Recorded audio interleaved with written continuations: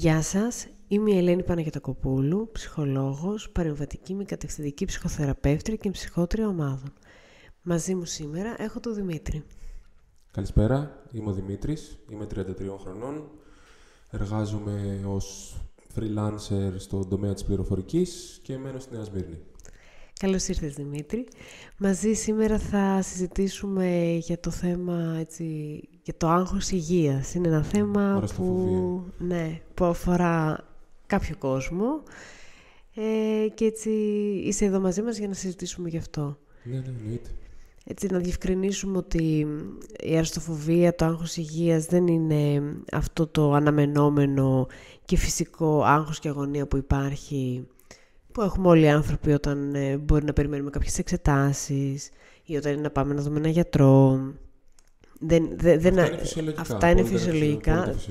Δεν αναφερόμαστε σε κάτι τέτοιο. Ναι. Έτσι είναι κάτι πολύ πιο οργανωμένο και πιο έντονο και πιο δύσκολο για τον άνθρωπο που το βιώνει. Και δεν είναι φυσιολογικό, είναι παράλογο. Δεν συμβαίνει από μόνο του, είναι ιδίωμα της αγχωτικής διαταραχής γενικότερα. Οπότε αν κάποιος άνθρωπος έχει άγχος, έχει κάποια αγχωτική διαταραχή, είναι ένα παρακλάδι, ας πούμε, αυτής της διαταραχής που μπορεί να αρχίσει να σε κάνει να σε φοβίζουν παράλογα πράγματα όσον αφορά την υγεία, τα οποία συνήθως είναι απλά στο κεφάλι σου, δεν συμβαίνουν. Δεν είναι πάω να κάνω κάτι εξετάσεις γιατί πονάω. Είναι ότι εγώ φαντάζομαι τον πόνο και πάω να το ψάξω ή με αγχώνει κάτι το οποίο μπορεί να μην ισχύει καν. Ναι, ή μπορεί και να υπάρχει κάτι σαν αίσθηση, αλλά που ο περισσότερος κόσμος θα την προσπερνούσε ή δεν θα έδινε τόση σημασία. Και θα το κάνεις πολύ μεγαλύτερο στο κεφάλι σου. Δηλαδή, πονάει η κοιλιά μου, έχω καρκίνο, ξέρω.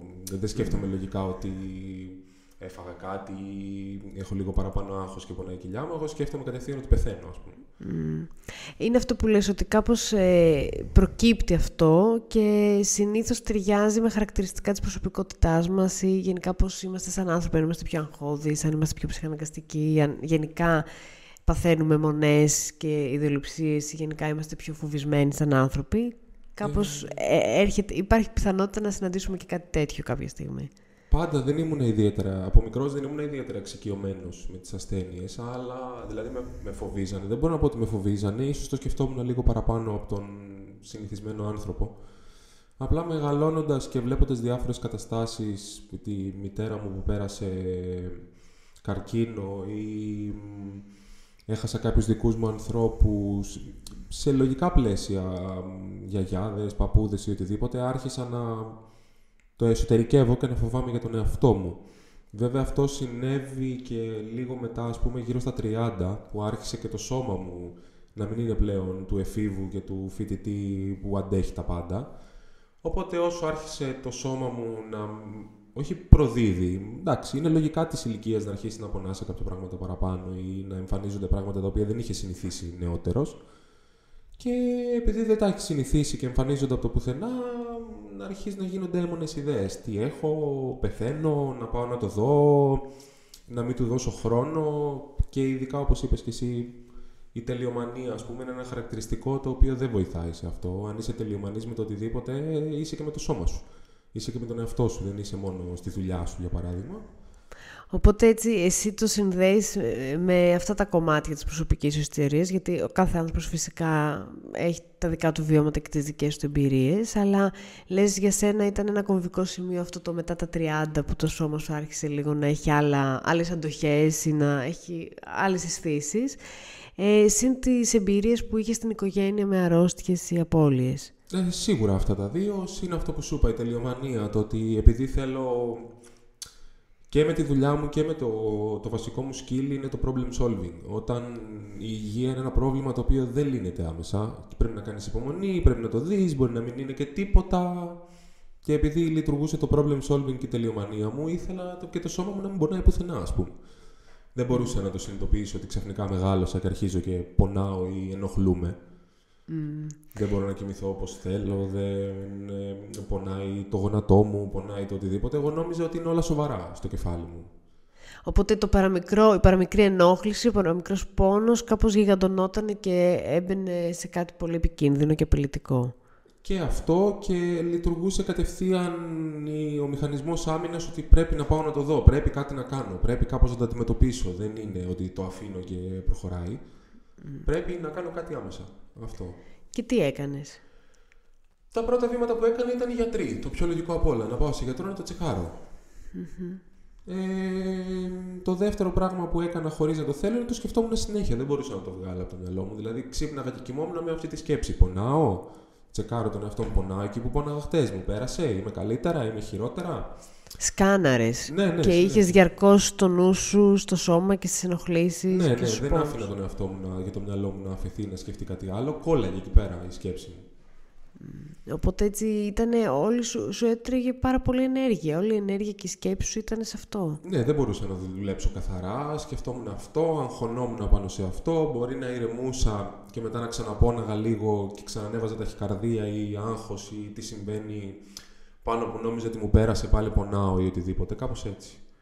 Μου έτρωγε πάρα πολύ ενέργεια, χρόνο, ψυχολογική ενέργεια, ας πούμε. Βέβαια. Και έτσι όλη αυτή η φάση που περιγράφεις που ήταν τόσο έντονο, πόσο κράτησε περίπου? Η οξία φάση που ήταν πολύ έντονο, που μπορώ να πω ότι δεν μπορούσα να λειτουργήσω, ήταν περίπου 2 μήνες, 3 θα έλεγα. Κάπου εκεί πέρα. Μετά δεν είναι ότι εξαφανίστηκε, απλά ήταν η φάση που επηρέαζε και την προσωπική μου ζωή. Το πώς ξυπνάω, το πώς δουλεύω, το πώς συναναστρέφομαι με τους γύρω μου, το αν θα μπορώ να βγω, να κάτσω με τους φίλους μου, αυτά τα πράγματα τα οποία μου προσφέρουν χαρά ή τη ρουτίνα μου. Μου είχε χαλάσει τη ρουτίνα που έχω στην καθημερινότητά μου. Σε είχε καταπιεί τελείως δηλαδή αυτό το πράγμα. Δεν μπορούσες καθόλου να λειτουργήσεις έξω από αυτό. Ναι, όχι, δεν μπορούσα. Για 2 μήνες σίγουρα δεν μπορούσα. Μέχρι να αρχίσω να επανέρχομαι με διάφορα εργαλεία που θα συζητήσουμε, στο να μπορώ να σπάσω αυτό το φαύλο κύκλο στη σκέψη μου, δεν μπορούσα, όχι. Λειτουργούσα πολύ, εργαζόμουν πολύ λίγες ώρες την ημέρα. Ευτυχώς δουλεύω remote, οπότε μπορούσα να το καλύψω κάπως από εκεί πέρα, δεν με επηρέασε κάπως το εργασιακό μου. Με τη σύντροφό μου ήμασταν λίγο δύσκολα, αν και με βοήθησε αρκετά. Οι γονείς μου αντίστοιχα, επειδή έχουν κάποια εμπειρία πάνω σε αυτά, με βοηθήσανε, αλλά ήμουνα σε μια φάση που δεν περνούσα καλά για αυτόν τον καιρό. Σίγουρα δεν περνούσα καλά. Είχες απομονωθεί σε αυτές τις σκέψεις και σε αυτές τις φοβίες και σε αυτό Ναι, δεν έκανα πράγματα που με ευχαριστούσαν, ή και αν τα έκανα πιο πολύ μηχανικά για να προσπαθήσω να ξεφύγω από αυτό, μέχρι να φτάσω σε ένα σημείο να αρχίσω να σταματάω να το σκέφτομαι. Και έτσι αυτό έγινε αμέσως, δηλαδή σε ποια φάση της ζωής σου ήρθε έτσι τόσο έντονα? Το πώς ξεκίνησε τώρα ακριβώς δεν το θυμάμαι. Θυμάμαι το μόνο ότι ήταν ένα γεγονός αυτό που είπα με τη μητέρα μου, το οποίο με επηρέασε αρκετά, αλλά πέρασε αρκετός καιρός μέχρι να με πιάσει εμένα. Πόσος καιρός δηλαδή? Περίπου 8 μήνες. 8 μήνες μετά τη διάγνωση της μαμάς σου. Μετά την εγχείρηση. Ας πούμε. Τώρα η διάγνωση δεν θυμάμαι ακριβώς πότε ήταν, γιατί ήταν σχετικά κοντά. Το οποίο και εκείνο, εντάξει, ήταν καρκίνος, αλλά δεν ήταν κάτι τρομακτικό, πάντα είναι τρομακτικό. Κάτι θανατηφόρο, ας το πούμε. Έχει περάσει, είναι όλα καλά. Απλά επειδή πάντα είχαμε ένα ιστορικό στην οικογένεια και από παππούδες ή οτιδήποτε, με φόβιζε σαν ιδέα. Ότι είναι ένα γεγονός που δεν μπορείς να το αντιμετωπίσεις. Δεν είναι πονάει η μέση μου, θα πάω γυμναστήριο, θα πάω πιλάτες. Είναι κάτι το οποίο αφήνει την τύχη σου και δεν ξέρεις τι θα συμβεί πραγματικά.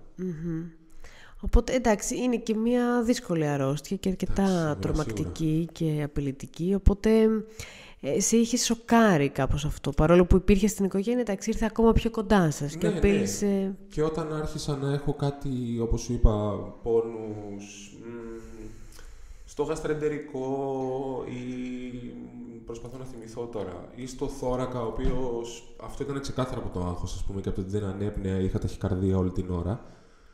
Άρχισα εγώ να ψάχνω με το τι συμβαίνει.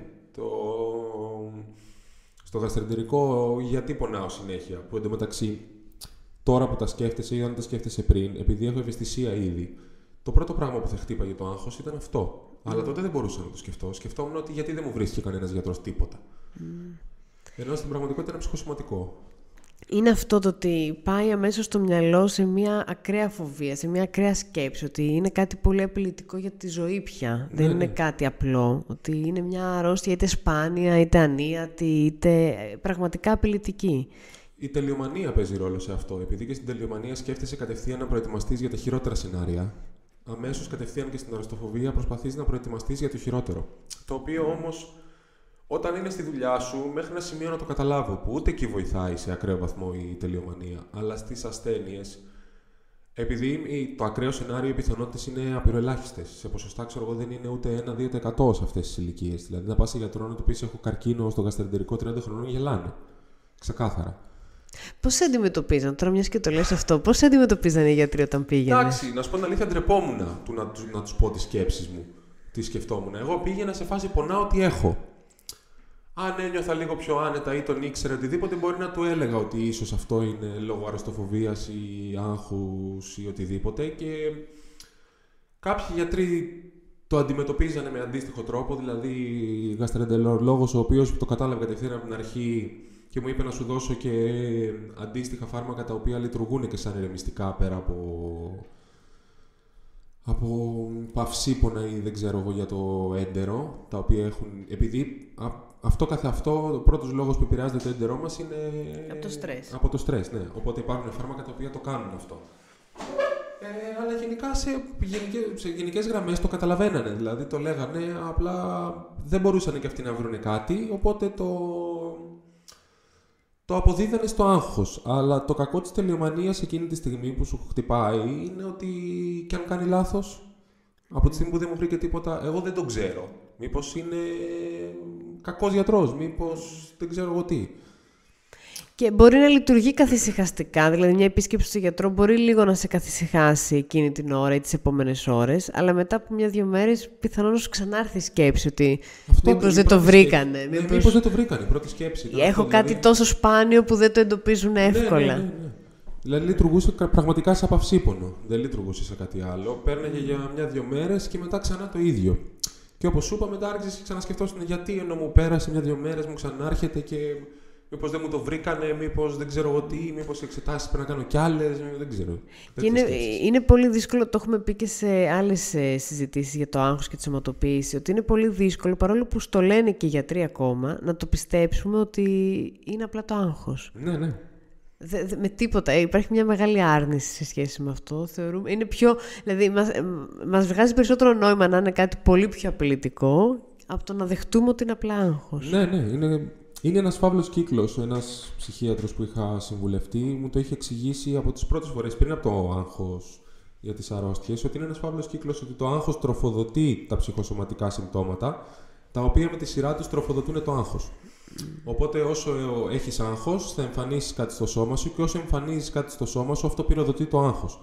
Οπότε πρέπει να σπάσεις με κάποιο τρόπο, με διάφορα εργαλεία, αυτό το φαύλο κύκλο. Αλλιώς δεν ξεπερνιέται. Mm-hmm.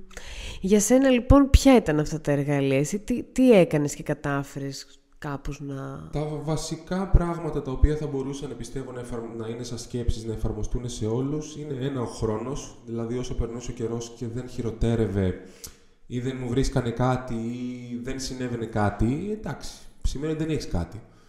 Δηλαδή αν περάσει ένας χρόνος, μεγάλο διάστημα λέω, ή αν περάσουν κάποιοι μήνες και δεν έχει επιδεινωθεί, ή αρχίζει και σου περνάει, ή αρχίζει και καλυτερεύει, μετά εντάξει. Σημαίνει ότι δεν είναι τίποτα, ήταν ξεκάθαρα το άγχος. Το δεύτερο σίγουρα είναι το να αρχίσει να εμπιστεύεσαι καλύτερα το σώμα σου. Σε αυτό βοηθάει, ας πούμε, η γυμναστική. Επειδή ξεκίνησα και γυμναστήριο πριν κάποια χρόνια, όσο εμπιστεύεσαι παραπάνω το σώμα σου ότι ρε παιδιά πηγαίνω γυμναστήριο, δεν πονάω, τα πάω καλά, είμαι σε καλή φυσική κατάσταση, δεν γίνεται μια στιγμή στην άλλη να εμφανιστεί. Όσο δηλαδή φροντίζεις και εσύ το σώμα σου, τόσο περισσότερο το εμπιστεύεσαι, άρα η πιθανότητα του να έχεις κάτι σοβαρό είναι μηδαμινή σχεδόν πλέον.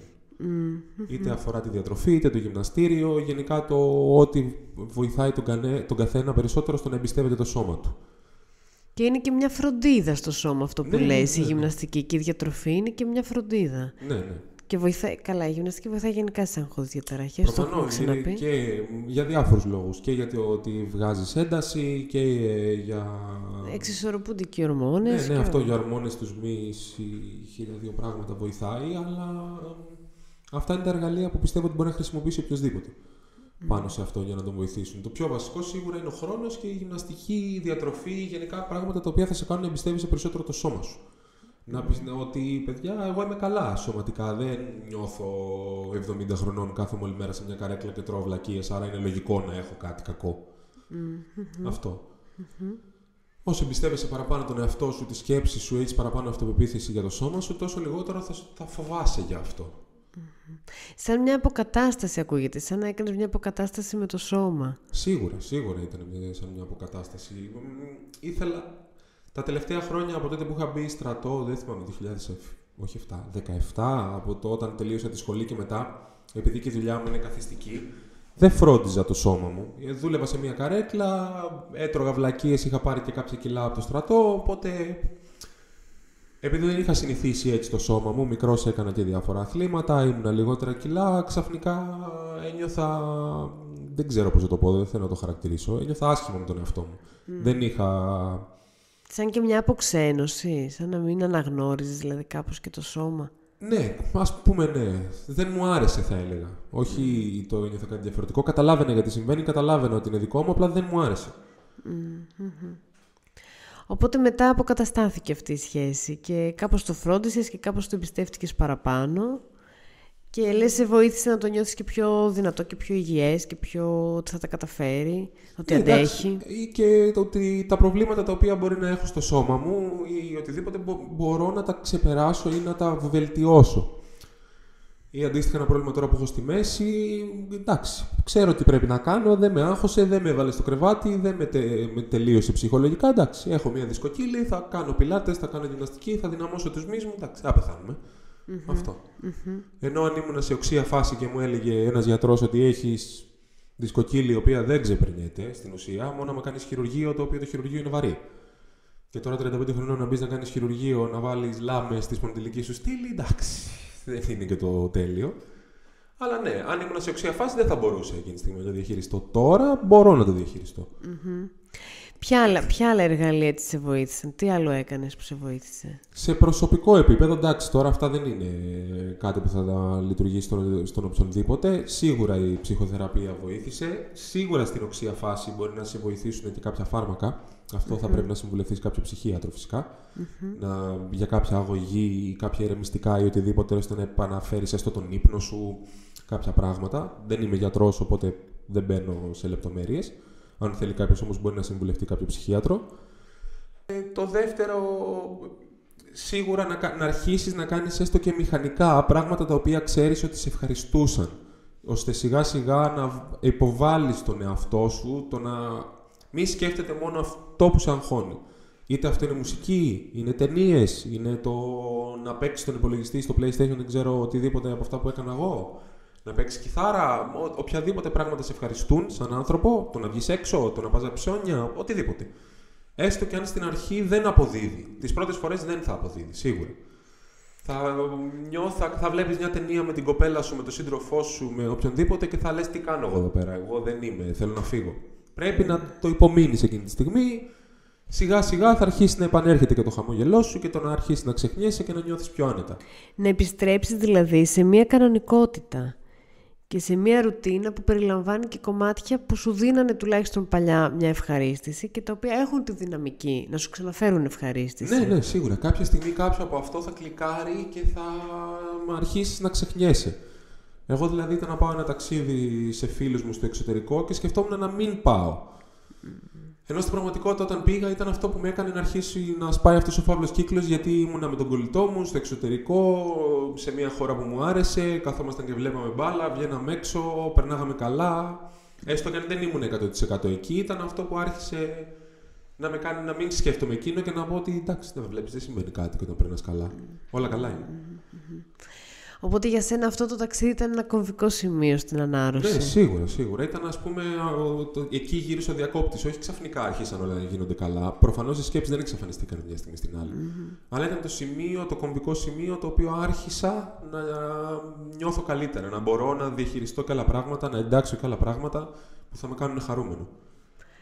Ωραία, οπότε έτσι μια συνολική και έτσι πολύπλευρη φροντίδα στην ουσία. Ναι, δεν γίνεται από μια στιγμή στην άλλη. Θέλει διάφορα εργαλεία. Ο καθένας, πέρα από αυτά που μπορεί να λειτουργήσουν όπως η γυμναστική, όπως είπα σε όλους, θέλει να το σκεφτεί με τον εαυτό του τι θα ήταν εκείνο που θα τον ευχαριστούσε. Και τι ήταν εκείνο που στο παρελθόν τον ευχαριστούσε πριν συμβεί αυτό, ώστε να αρχίσει σιγά σιγά, όπως σου είπα, να το υποβάλει στον εαυτό του να το κάνει. Τώρα, έτσι, πώς είσαι στο τώρα, έτσι, έχεις περάσει όλα αυτά τα πράγματα, πού βρίσκεσαι, θα έλεγες, αυτό το ταξίδι? Πιο πολύ θα έλεγα ότι είμαι ok με αυτό, ό,τι και να συμβεί πλέον ξέρω ότι μπορώ να το αντιμετωπίσω. Δεν λέω ότι δεν με επηρεάζει καθόλου, αλλά δεν χαλάει τη ρουτίνα μου. Μπορώ να δουλέψω, μπορώ να βγω έξω, δεν μου γίνεται έμονη ιδέα. Δεν σε καταπίνει με έναν τρόπο? Ναι, όχι. Μπορεί να το σκεφτώ μια ώρα, 2 ώρες ή οτιδήποτε, αλλά δεν θα το σκεφτώ με ένα μήνα. Θα το σκέφτω, ούτε θα χρειαστεί να πάω στο γιατρό αν δεν πιστέψω ότι είναι κάτι. Όχι ότι τώρα δεν θα πάω καθόλου, είμαι στο άλλο άκρο, αλλά θα πρέπει να είναι κάτι, όχι ένας πόνος, με πιάσει η μέση μου. Πάμε να ψάξουμε τι είναι, πεθαίνουμε. Εντάξει, θα είναι κάτι το οποίο θα κινητοποιούσε τον οποιοδήποτε να πάει στο γιατρό. Είναι φυσιολογικό. Αυτό. Και έτσι, αν υπάρχει κάποιο άτομο εκεί έξω που μας ακούει αυτή τη στιγμή και βιώνει μια οξία φάση ή λιγότερο οξία φάση, αλλά βρίσκεται σε ένα τέτοιο προβληματισμό, σε μια τέτοια έτσι, δυσκολία, τι θα του έλεγες? Ότι καλυτερεύει. Θέλει υπομονή, αλλά καλυτερεύει. Πρέπει να δουλέψεις κι εσύ, αλλά δεν μένει για πάντα αν προσπαθήσεις κι εσύ. Σίγουρα γίνεται καλύτερα. Μπορεί να μην εξαφανιστεί ποτέ από πάνω σου και μπορεί για πάντα να νιώθεις ο περίεργος, που στην πραγματικότητα δεν είσαι. Υπάρχουν πάρα πολλοί άνθρωποι που το βιώνουν με τον ένα ή με τον άλλο τρόπο. Μπορεί να μην είναι οι αρρώστιες, μπορεί να είναι άλλα πράγματα. Μπορεί να είναι στον εργασιακό του χώρο, μπορεί να είναι ανασφάλεια με τον εαυτό του, μπορεί οτιδήποτε. Αλλά καλυτερεύει. Περνάει. Δεν είναι ανίατη ασθένεια. Οπότε έτσι λίγο ελπίδα και κουράγιο θα έδινες. Κουράγιο σίγουρα. Είναι κάτι που βελτιώνεται, είναι κάτι που περνάει, είναι κάτι που αλλάζει. Και είναι και κατά βάση σε μεγάλο βαθμό στο χέρι μας. Είναι στο χέρι μας, αλλά πρέπει και εσύ να κάνεις κάτι. Αν το παρατήσεις μόνο, το απλά θα σε καταπίνει, όπως οποιοδήποτε άγχος. Ναι, αυτό, ότι είναι στο χέρι μας. Δεν είναι έξω από εμάς. Γιατί όλα όσα είπες έχουν μεγάλη προσωπική εμπλοκή. Σίγουρα. Η διατροφή, η γυμναστική, οι καλές ρουτίνες, τα χόμπι, οι δραστηριότητες, ακόμα και η ψυχοθεραπεία. Είναι προσωπική εμπλοκή αυτά. Ναι, σίγουρα. Έχουμε την ευθύνη του εαυτού και της υγείας μας. Και να βγάλεις το στίγμα από πάνω σου, γιατί οι περισσότεροι νιώθουν περίεργοι. Νιώθουν ότι γιατί σε μένα ή αν είμαι εγώ ο τρελός, σε εισαγωγικά, και επειδή γύρω μας μπορεί να μην το καταλαβαίνουν, οι γονείς μας μπορεί να μην το καταλαβαίνουν, εγώ είμαι τυχερός και το καταλάβαιναν, ή πρέπει να τους το υποβάλεις να το καταλάβουν πάλι, δηλαδή να τους δώσεις να καταλάβουν πώς νιώθεις, ή να συμβουλευτείς κάποιον ψυχολόγο ή ψυχίατρο. Αν είσαι σε ακόμα πιο οξία φάση. Πρέπει κάτι να κάνεις. Αλλά ότι καλυτερεύει είτε με πιο δραστικούς τρόπους που είναι μια αγωγή, είτε με προσωπική εργασία στον εαυτό σου, είτε όλα μαζί. Δεν είναι κάτι κακό. Βέβαια. Και γι' αυτό κάνουμε και αυτή την κουβέντα. Ακριβώς γι' αυτό συζητάμε και αυτά τα θέματα. Για να μπορέσουμε λίγο να ξεπεράσουμε αυτό το στίγμα και αυτή την ντροπή και αυτό το κλείσιμο που πολλές φορές βιώνουμε άνθρωποι με τέτοιες εμπειρίες. Ναι. Και σε ευχαριστούμε πολύ που ήσουν εδώ μαζί μας σήμερα και εγώ ευχαριστώ. Κάναμε αυτή την ανοιχτή κουβέντα. Και ευχαριστούμε και όσα πλάσματα εκεί έξω μας άκουσαν.